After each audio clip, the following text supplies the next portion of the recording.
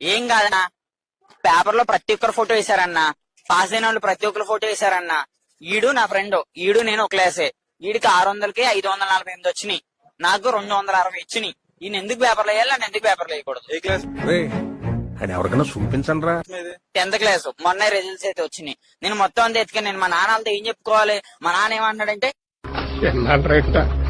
ఎప్పుడు బాగుపడతావు వీళ్ళు ఫీజులు కట్టారు, మేము ఫీజులు కట్టాం. వీడి దగ్గర లక్షల లక్షలు దొబ్బారు, మా దగ్గర లక్షల లక్షలు దొబ్బారు. మార్కులు అంటారా, వీడు చూసి రాహే, నేను చూడకుండా రాహే, అంతే. అదొకటే తేడా.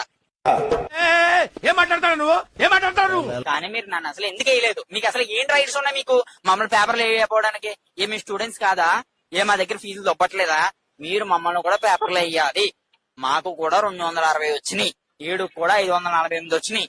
ఈయన ఎక్కడైతే వేసారో కావాలంటే ఒక కింద వేసుకోండి, నో ప్రాబ్లం. లేకపోతే పేపర్ ముందు వేయండి, పేపర్ వెనకాల వేయండి, నాకు నో ప్రాబ్లం. కానీ మమ్మల్ని మాత్రం గుర్తించాలి. అల్లుడు నువ్వు తగ్గ